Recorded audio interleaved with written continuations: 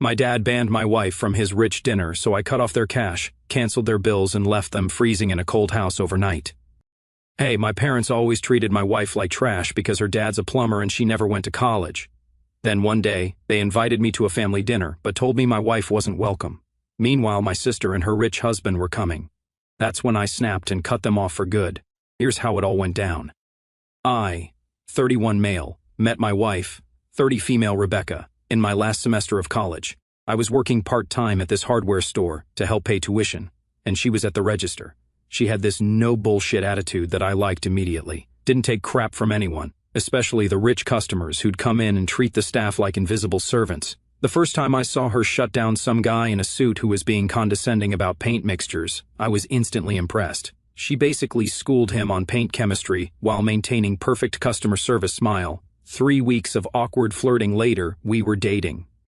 Rebecca came from what my parents would call a working-class background.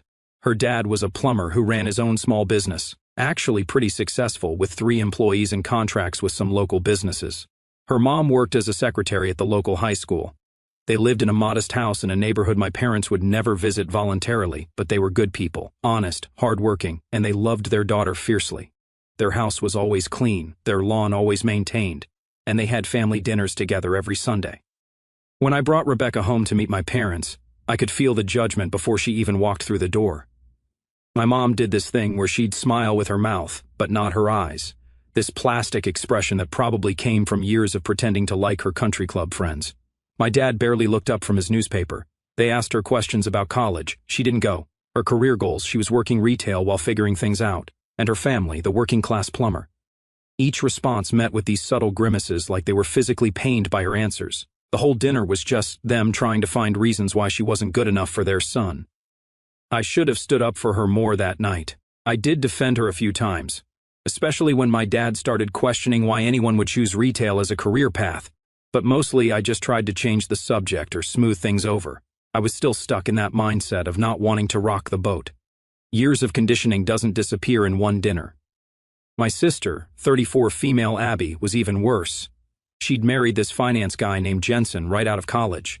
He came from family money and had the kind of connections my parents drooled over. The type who got his first job through daddy's golf buddy and somehow thought he was self-made. She showed up late to that first dinner, decked out in designer clothes with a new luxury watch. She made sure everyone noticed by constantly checking the time and adjusting it on her wrist. The first thing she said when she saw Rebecca wasn't "nice to meet you," but, "Oh, isn't that dress from Target?" Rebecca handled it all with more grace than they deserved. On the drive home, I apologized profusely. She just shrugged and said, "I've dealt with people like that my whole life. They think a bank account defines a person." That was Rebecca. She saw through people immediately. She wasn't impressed by money or status, just by how you treated others. It was refreshing after growing up in a family where appearances were everything. Despite their obvious disapproval, Rebecca and I got serious fast. We moved in together after 6 months. My parents responded by suddenly forgetting to invite me to family functions. Or they'd call at the last minute saying, "Oh, we thought you'd be busy with her." They'd never say Rebecca's name if they could avoid it. My dad once cornered me at a family barbecue that Rebecca couldn't attend because of work. "Son, I understand the appeal," he said like we were 2 guys talking about a sports car. "But you need to think about your future. What will her connections bring to the table? What doors will she open for you?" As if marriage was some kind of business merger. I told him Rebecca brought happiness to the table, and that was enough. He looked at me like I'd started speaking in tongues. When I proposed to Rebecca after 2 years, my parents couldn't even fake happiness. I called to tell them, and my mom's first response was, "Are you sure you don't want to take some more time? You're still young." Not congratulations, not best wishes, just immediate doubt. My dad got on the extension and asked if we had considered a prenup. I hadn't even told them Rebecca's ring size yet.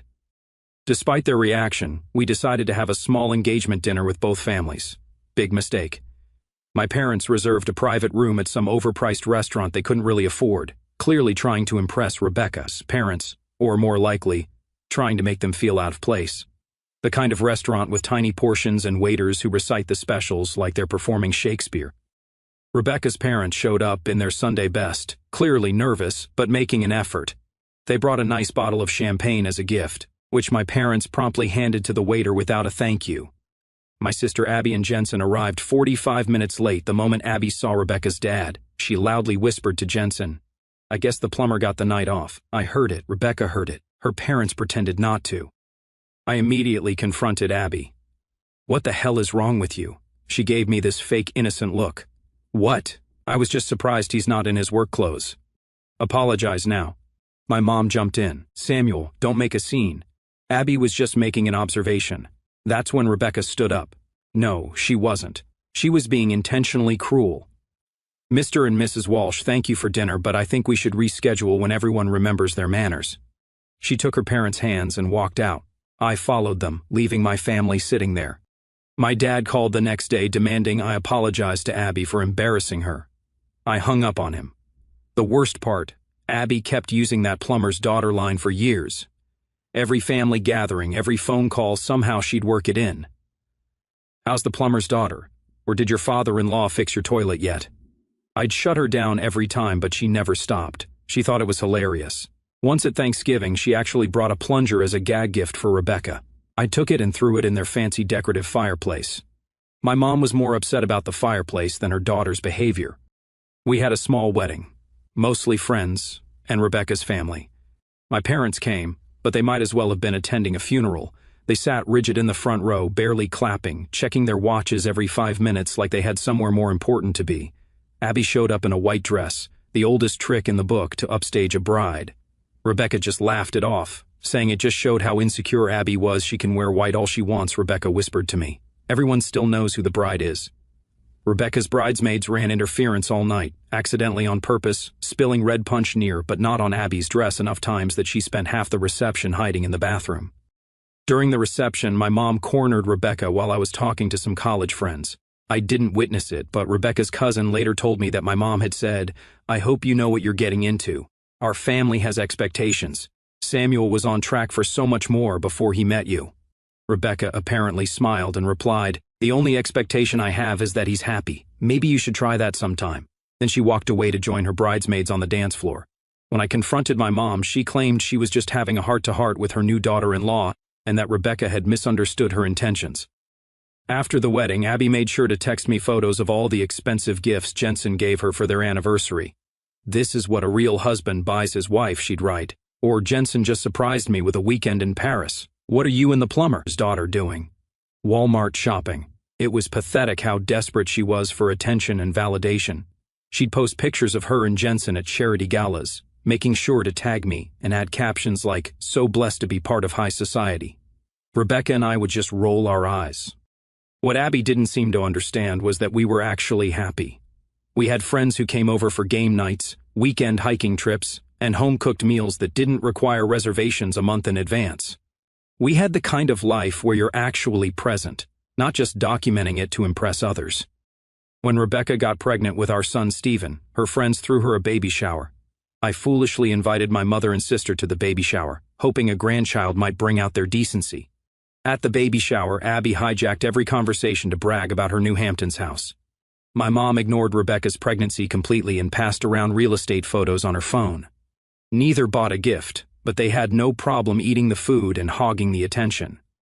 The worst part came when gifts were being opened. Rebecca unwrapped a beautiful handmade blanket from her grandmother, who had spent months crocheting it despite her arthritis. As Rebecca was tearing up over the gift, explaining how her grandmother had made one for her when she was born, Abby stage whispered to one of her friends, "I guess when you can't afford store-bought, you have to make do." I'd had enough. I walked over to Abby and said loud enough for everyone to hear, "That blanket was made by someone who actually cares about our child. What exactly have you contributed so far except negativity?" Abby turned red and started crying, which of course made my mother rush to her defense. "How dare you speak to your sister that way? She's family." "Rebecca is my family too," I replied, "and she deserves respect. If you can't provide that, you can leave." My mother and sister left in a huff. Dad called that evening saying I needed to apologize for humiliating them in front of strangers. I told him the only people humiliated were those who behaved badly, and if they wanted to be part of our lives, they needed to show basic respect to my wife. He responded by saying I was under Rebecca's thumb and that I wasn't the son they raised. While all this drama was happening, there was another dynamic at play that I'm not proud of. Despite their treatment of Rebecca, I was still financially entangled with my parents. It started small. My dad would call saying they were short on the electric bill. My mom needed dental work not covered by insurance. Their car broke down. Every other month it was something new, and I'd send money, not because I wanted to, but because they de-installed these guilt buttons in me from childhood, and they knew exactly which ones to push. At one point, I even let them use an SUV I was leasing under my name. I added them as authorized users because their old car broke down. "We sacrificed everything for you," my mom would say, or my dad's favorite, "You wouldn't have that fancy job if we hadn't paid for your education." They paid for one semester. I worked and took out loans for the rest. The first time Rebecca found a check I'd written to them. $800 for property taxes they claimed they couldn't cover. She was confused. "I thought you said they constantly brag about their country club membership. How can they afford that but not their taxes?" It was a valid question, one I'd never let myself ask. The answer, of course, was that they were choosing expensive status symbols over basic necessities, then using me to fill the gaps. But admitting that would mean acknowledging how dysfunctional our relationship was. Meanwhile, they flaunted every gift my sister's rich husband gave them: the expensive watch, the cruise, the renovated kitchen. But somehow they were always broke when it came to basic bills. They'd call me from their newly remodeled sunroom that Jensen's bonus paid for to tell me they couldn't afford their car insurance that month. Rebecca saw through it immediately. "They're using you," she'd say. But I'd make excuses. "It's just until they get back on their feet or they're getting older." What am I supposed to do? The truth was, I was scared to cut them off, scared of the guilt, scared of being the bad son, scared they might actually be in trouble someday, and I'd have refused to help. It was easier to write a check than deal with those feelings. By the time our son Stephen was born, 2 years after our wedding, I'd been giving them money for years. My financial records later showed it totaled just over $95,000 over the 7 years since I started my career. Money that could have gone to our savings, Stephen's college fund, or just making our lives easier. Instead, it went into the black hole of my parents' endless emergencies, all while they continued to treat my wife like she wasn't good enough to clean their floors. The financial manipulation extended beyond just asking for money. They used it as a tool to control our relationship. If I refused a request or pushed back on their treatment of Rebecca, they'd bring up past help they'd given me. "Remember when we helped with your car payment that one time in college? We didn't ask for anything in return." Then they did repeatedly for years. The breaking point with the financial situation came about 6 months before I finally cut them off completely. Rebecca and I had been saving for a down payment on a house, a modest 3-bedroom in a decent school district. We were about $10,000 short of our goal when my parents called with yet another emergency. My dad's personal car needed a new transmission. This was separate from the SUV I had let them use, which was still in my name. It cost about $2,500. I was about to transfer the money when Rebecca gently said, "Didn't your dad post pictures of their new patio furniture last week?" The set that he said cost almost $4,000. She was right. He had. And suddenly, the pattern was so clear that I couldn't unsee it. They weren't in financial trouble. They were spending money on luxuries, then using me to cover the essentials they should have budgeted for. I didn't send the money. My dad called 3 times that day, increasingly angry. Finally, I told him I was saving for a house and couldn't spare the cash. He told me family should come first. I realized Rebecca and our future child were my family now, and they definitely weren't putting my family first. I started scaling back the financial help after that, not cutting them off entirely. I wasn't ready for that yet, but setting boundaries. They responded by ramping up their campaign against Rebecca, as if they instinctively knew she was behind my newfound backbone. Everything changed with one phone call. My parents were hosting a dinner for my sister and her husband. My dad called to invite me, but with a condition. "Don't bring Rebecca," he said flatly. "Just come alone. We don't accept her." Something inside me finally snapped. It was like all the years of excuses and rationalizations just fell away. I saw them clearly for the first time, not as the powerful figures from my childhood, but as petty, manipulative people who would never change. I didn't yell. I didn't argue. I just said, "All right, but don't ask me for help anymore. No money, no bills, no problems." There was a pause. Then my dad laughed, like I'd made a joke. "Sure, son. See you Friday at 7 o'clock. I didn't go to that dinner. I stayed home with my real family, Rebecca and Stephen. We ordered pizza and watched a movie. It felt like the first free breath I'd taken in years. Halfway through the movie, My phone started blowing up with texts and calls from my parents and Abby. I turned it off and finished the movie. That night, I started going through our financial records. Every transfer, every check, every loan that was never repaid. I made a spreadsheet with dates, amounts, and stated purposes. The total made me physically ill. I thought about all the things that money could have provided for my family. The vacations we'd skipped because we were saving. The way Rebecca still drove her old car with 180,000 miles on it because a new car wasn't in the budget. The way I'd freaked out when she spent $200 on a nice winter coat for herself, saying we needed to watch our spending. All while my parents were using my money to maintain their lifestyle and image. 2 days later, I dropped an envelope in my parents' mailbox. Inside was a letter. I listed everything they had taken from me over the years, along with the color-coded spreadsheet. I wasn't asking for the money back. That wasn't the point. I wanted them to see the cost of their behavior in black and white. The letter also informed them that I had legally separated myself from them. I had removed their names from all emergency contact forms, updated my will that had once included them, and changed our home's ownership so it belonged only to Rebecca.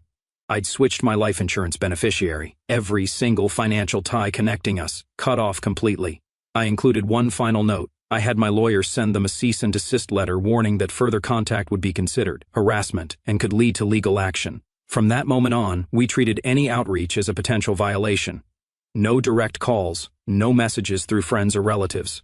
That was the end. I didn't tell Rebecca exactly what was in the letter. I just told her I'd officially cut ties with my parents, and she hugged me for a long time without saying anything. She didn't need to. A week later, my mom messaged Rebecca directly. It was long and cruel. She claimed Rebecca had twisted my thinking, turned me into someone unrecognizable. She said Rebecca would never be part of the family, and neither would our son. She compared us unfavorably to my sister and her respectable husband. She ended with, "We made you, and we can unmake you." That's when I knew this wasn't just a family disagreement.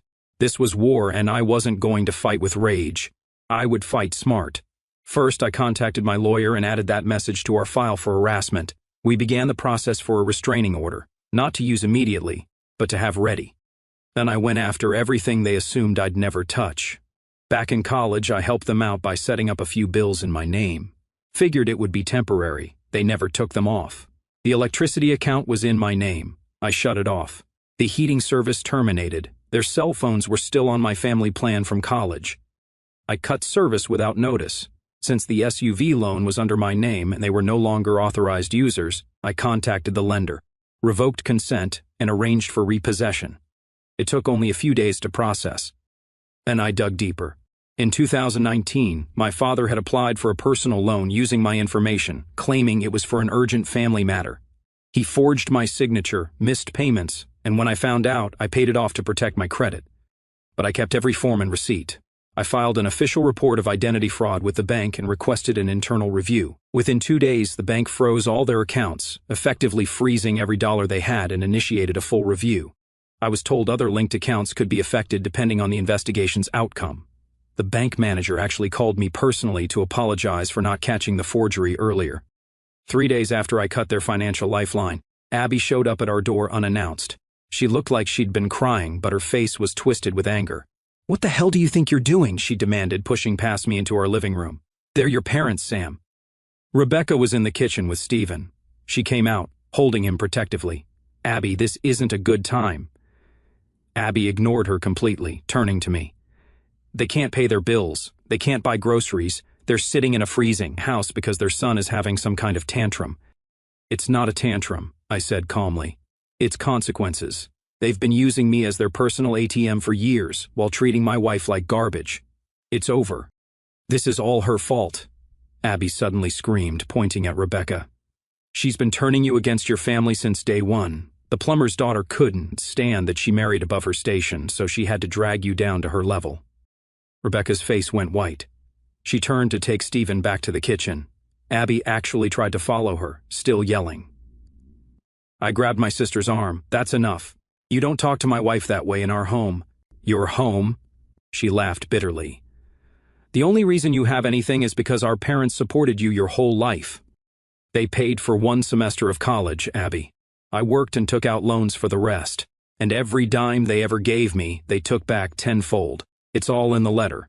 Did you even read it?" She faltered slightly. They're old, Sam. They need help. Then, help them yourself, I replied. You've got that rich husband. You've got that big house in the Hamptons. You take care of them. Jensen's money is for our future, she snapped, not for them. Funny how that works, isn't it? I said. My money is supposed to support them, but yours is off limits. I could see the wheels turning behind her eyes. She hadn't expected me to push back. Abby was used to everyone bending to her will, especially me. She'd spent our entire childhood watching me cave to our parents' demands, and she assumed that pattern would continue forever. If you don't fix this, she said, lowering her voice to a threatening tone, you're not part of this family anymore. I actually laughed. That's supposed to be a threat? I'm already happier without any of you in my life. Her face contorted with rage. You're nothing anyway, she spat. You and your pathetic little family. Jensen will be a better son to them than you ever were. She stormed out, slamming the door. Rebecca came back into the room, Stephen now asleep on her shoulder. You okay? She asked softly. I nodded, feeling lighter than I had in years. Never better. And the weird thing was, I meant it. I expected to feel guilty or conflicted after confronting Abby. Instead, I felt clear, determined, like I'd finally stepped out of a fog I'd been living in my whole life. When I cut ties with my parents, I expected it to fade quietly. I completely underestimated how deep their damage ran. It began with my cousin Brandon. After hearing what happened, he contacted me immediately. I've been waiting for this. Then, he sent screenshots of texts from my parents dating back years. My father had promised to help Brandon's mom refinance her mortgage after she lost her job. Instead, they convinced her to transfer partial ownership of her house as loan security. The help never came, and when she followed up, they claimed the situation was too complicated to fix. Brandon had suspected for years that my parents were manipulating people financially, but he hadn't realized the extent until he saw the spreadsheet I'd created. It's like they have a playbook, he said during a long phone call. First, they offer help. Then, they ask for something in return that's way bigger than what they gave. Then, they make you feel like garbage if you hesitate. It became clear I wasn't their only victim. After Brandon came Angela, another cousin. Is it true you cut ties with them? When I confirmed, she laughed bitterly. About time someone grew a spine. She told me how my dad had convinced her to hand over $12,000 from an inheritance, promising to invest it. The money vanished, and when she brought it up, my mom accused her of being selfish and betraying the family. The stories kept coming. An uncle who'd been convinced to co-sign a loan for them. A family friend who'd loaned them his vacation property and found it trashed.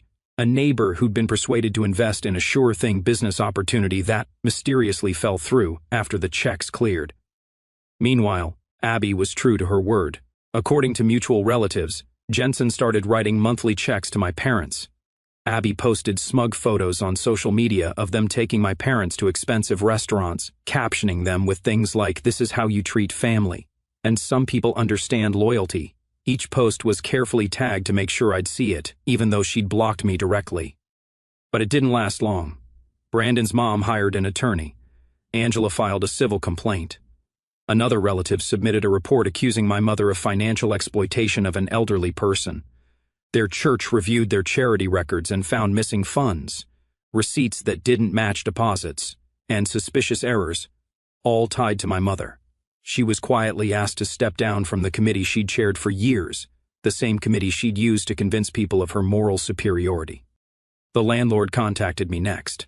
My parents had forged my signature to list me as a financial co-signer when they renewed their lease, something I had no knowledge of.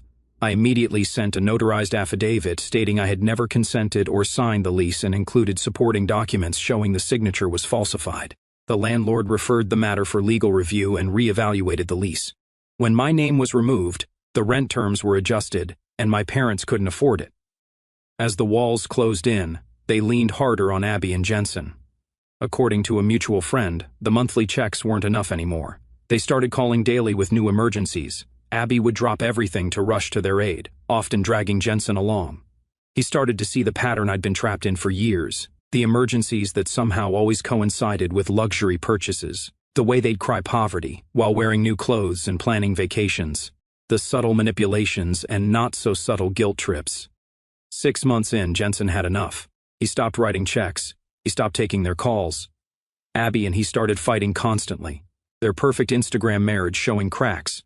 But Abby doubled down, using her own money to support them. Money from the joint accounts she shared with Jensen. She was so desperate to maintain her position as the good child that she was willing to risk her marriage over it. In a way, I felt sorry for her. She'd been groomed for this role her entire life, conditioned to believe that her value was tied to her obedience and financial support. Breaking free of that programming is hard. I knew that better than anyone. A year after I cut ties, my parents' house was on the market. They couldn't afford the bills. My father's identity fraud case was moving through the system, threatening actual charges. The money they once bragged about, gone. Their place at church gone. Support from the community and old friends gone. They weren't suffering unfairly. They were standing in the ruins of the storm they created. The most surprising part was how quickly their social standing collapsed once the financial foundation was removed.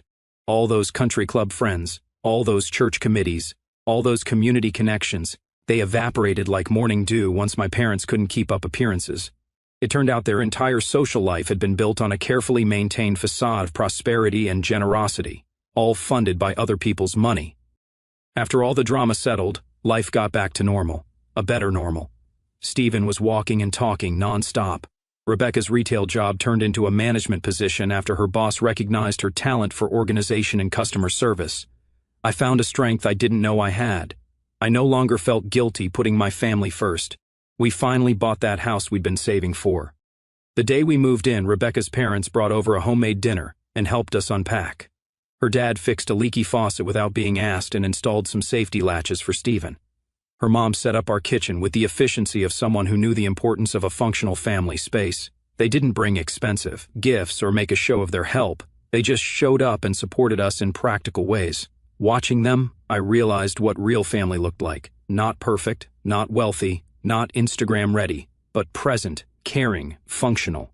It was bittersweet to see what I'd missed growing up, but it also gave me hope for what we could create for Stephen. 18 months after cutting ties, I got the news through a mutual friend. Jensen had filed for divorce from Abby. Apparently, the final straw came when he discovered she'd been secretly transferring money from their joint accounts to my parents.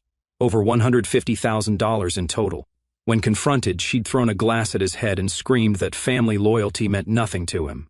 The perfect poised Abby had finally cracked under the weight of maintaining the family mythology. Divorce was messy and public. Abby lost the house in the Hamptons. She lost the Manhattan apartment. She lost the lifestyle she'd based her entire identity around. My parents predictably disappeared once the money dried up. They'd gotten what they needed from her and moved on, just as they had with me and countless others. And then, almost 2 years since I'd last heard from any of them, I got a text from an unknown number. "It's Abby. Can we talk?" I didn't respond right away. After thinking about it for a few days, I agreed to meet Abby at a coffee shop near our house. She looked different, older, less polished, wearing clothes I recognized from years before. No designer bag, no flashy jewelry. She wouldn't make eye contact at first, stirring her coffee obsessively with a plastic stick. "Jensen left me," she said finally. "I lost everything." "I know," I replied. "I heard." "Mom and Dad cut me off once the money was gone." She laughed bitterly. "Turns out I wasn't the golden child after all, just the one with the rich husband." I didn't say anything. I'd learned that silence was sometimes the most powerful response.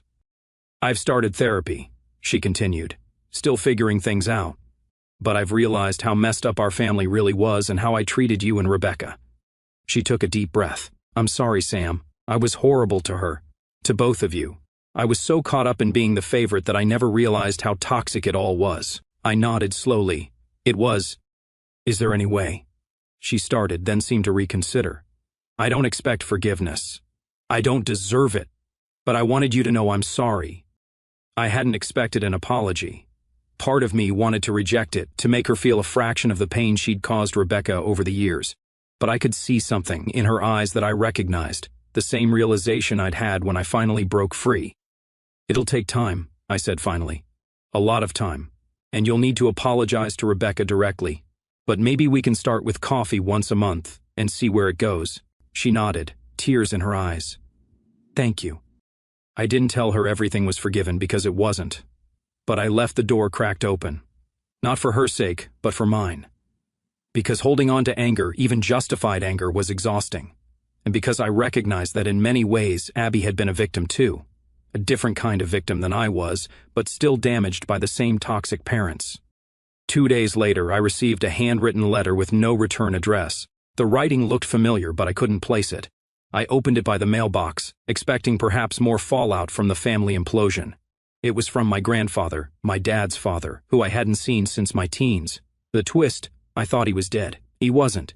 He just walked away. The message was brief. Someone in town had told him, Samuel finally broke the chain. Then he wrote, I left when your father became a man because I couldn't repair the harm because I saw him becoming who I used to be, and I didn't know how to stop it. I stood in the driveway reading that part over and over, the paper shaking slightly in my hand. My grandfather had been the family mystery, the cautionary tale my parents would reference whenever they wanted, to illustrate the importance of family loyalty. They'd always said he abandoned them, ran off with some woman, chose pleasure over responsibility. They never mentioned that he might have had reasons. He'd been living out west quietly, never remarried, completely separated from the family. He wrote that he'd started over in Arizona, worked as a carpenter until retirement, lived simply. He never contacted anyone because he didn't think he had the right, but he'd heard about what happened through his sister, my great aunt, and hoped I wouldn't vanish like he did. He closed with, if you ever want to talk, I'd like to meet the man who did what I never could. His phone number was at the bottom of the page along with an address in Sedona. No pressure, no expectations, just an open door if I wanted to walk through it. I didn't know how to react. I still haven't answered him. I told Rebecca and she simply said, it's your decision now, not theirs. She didn't push, didn't offer advice, just supported whatever I might choose. I don't know if I'll write back to my grandfather. Maybe I will, maybe I won't. But his letter stuck with me. Not painfully, just unexpectedly. It opened a door I thought was locked, and made me wonder how far back this damage goes, how long it's been passed down. The image of my father becoming like his father, who became like his father before him. It was sobering, like watching the same destructive play performed by different actors across generations. But here's what I do know. I have the chance to make it stop. Stephen doesn't know any of this.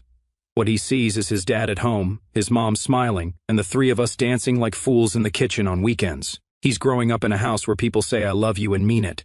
Where money is just money, not a tool for control. Where family means the people who treat you well, not just the ones who share your DNA. Last month, I ran into one of my dad's old friends at the hardware store. The same one where I met Rebecca, ironically enough. He asked how my parents were doing. Said he hadn't seen them at church lately. I told him we weren't in touch anymore. That's too bad, he said, frowning slightly. Family is important. I used to think that statement was an indictment, a reminder of my failure to maintain those blood ties at all costs. Now I see it differently. Yes, I agreed, looking at the paint samples I was holding for Stephen's new bedroom in our new house. Family is important. That's why I protect mine. I walked away feeling like I'd finally found solid ground after a lifetime of shifting.